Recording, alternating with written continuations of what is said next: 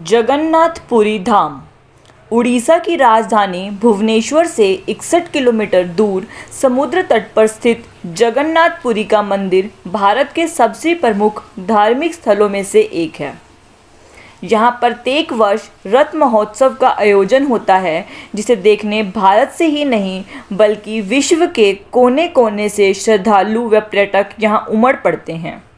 उन दिनों यहाँ पाँव रखने की जगह भी नहीं होती। कहा जाता है कि कभी यहाँ भगवान बुद्ध के उस दंत को छिपा कर रखा गया था, जिसे बाद में श्रीलंका भेज दिया गया।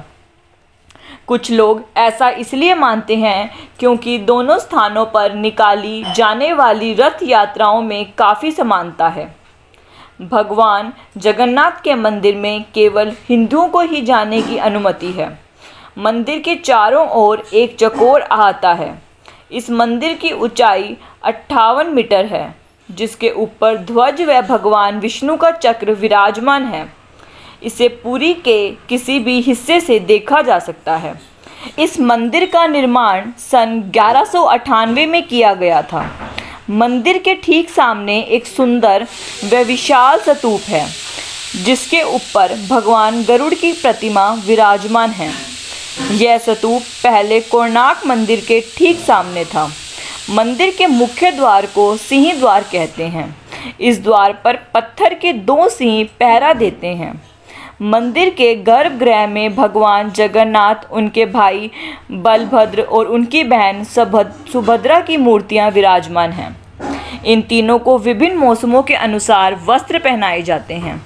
मंदिर के लगभग 6000 पुजारी दिन रात विभिन्न धार्मिक विधि विधानों से इनकी सेवा में दिन रात जुटे रहते हैं। किंवदंतियों के अनुसार राजा इंद्रयुम्न को कृष्ण की एक मूर्ति प्राप्त हुई थी। राजा की इच्छा थी कि उसे विष्णु के मंदिर में स्थापित किया जाए। उसने इस कार्य के लिए देवताओं के शिल्पकार विश्वकर्मा को नियुक्त किया। विश्वकर्मा इस शर्त पर काम करने के लिए तैयार हो गए कि जब तक पूरा मंदिर बनकर तैयार नहीं हो जाता, तब तक उसे कोई नहीं देखेगा। काम आरंभ हो गया, लेकिन बेचारा राजा मंदिर को देखने के ही अपनी जिज्ञासा कोई नहीं रोक पाया और छिपकर मंदिर के निर्माण कार्य को देखने के लिए चला ही गया। विश्वकर्मा जी को पता चला तो उनके क्रोध का ठिकाना ना रहा। उन्होंने मंदिर के निर्माण कार्य को बीच में ही अधूरा छोड़ दिया। यहाँ तक कि अभी मूर्तियों के हाथ पैर भी पूरे तरह नहीं बने थे। जब राजा ने ब्रह्मा जी से प्रार्थना की तो उन्होंने बिना हाथ पैर की मूर्तियों में ही प्राण फूंक दिए। यह मंदिर भारतीय वास्तुकला की कलिंग शैली का एक अद्भुत उदाहरण है। इसका निर्माण 12वीं सदी में हुआ था।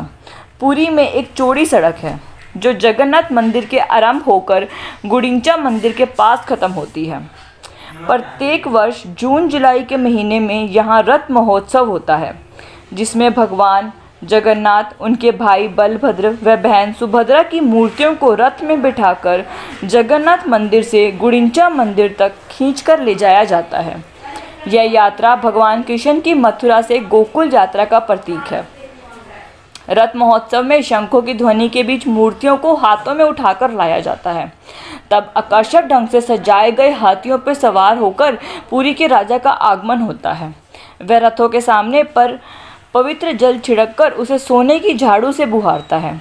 उसके बाद नाचते गाते साधुओं में भक्तों से घिरे हुए रथों पर विराजमान इन इष्ट देवों को उनके गंतव्य स्थान पर ले जाया जाता है। भगवान जगन्नाथ के प्रति लोगों में इतनी श्रद्धा है कि कहा जाता है कि किसी ज़माने में लोग अपने इष्ट देव की आंखों के सामने अपने प्राण त्यागने के लिए रथ के पहियों के आगे लेट जाया करते थे। 4000 से भी अधिक भक्तजन शंखों की गगनभेदी ध्वनि के बीच इन रथों को खींचते हैं। जब ये रथ दूसरी ओर पहुंचते हैं तो भगवान जगन्नाथ बलभद्र और सुभद्रा के साथ गुडिंचा मंदिर में सप्ताह भर के लिए विश्राम करते हैं और उसके बाद इनको उसी प्रकार रथ में बिठाकर वापस जगन्नाथ मंदिर में लाया जाता है। रथ महोत्सव के बाद इन रथों को तोड़ दिया जाता है। इस प्रकार जगन्नाथपुरी में प्रत्येक वर्ष रथ महोत्सव के लिए नए रथ बनाए जाते हैं। इतना ही नहीं, प्रत्येक 8वें, 11वें व 19वें वर्ष में पुरानी मूर्तियों की जगह नई मूर्तियां भी स्थापित की जाती हैं। गुडिंचा मंदिर में भी केवल हिंदुओं को ही जाने की अनुमति है। पुरी का विश्व प्रसिद्ध समुद्री तट जगन्नाथ मंदिर से थोड़ी ही दूर स्थित है। भक्तजन जगन्नाथ मंदिर में पूजा पाठ करने के बाद यहाँ स्नान करते हैं। समुद्र तट के किनारे पर सैकड़ों दुकानें लगी रहती हैं, जहाँ सीप व शंख से बनी पूजा पाठ के सम्मान की अनेकों दुकानें लगी रहती हैं। पुरी श्रद्धालुओं के अतिरिक्त पर्यटकों के आकर्षण का भी प्रमुख केंद्र है। जय जगन्नाथ। अपने जीवन में लाएं भक्ति के सुर।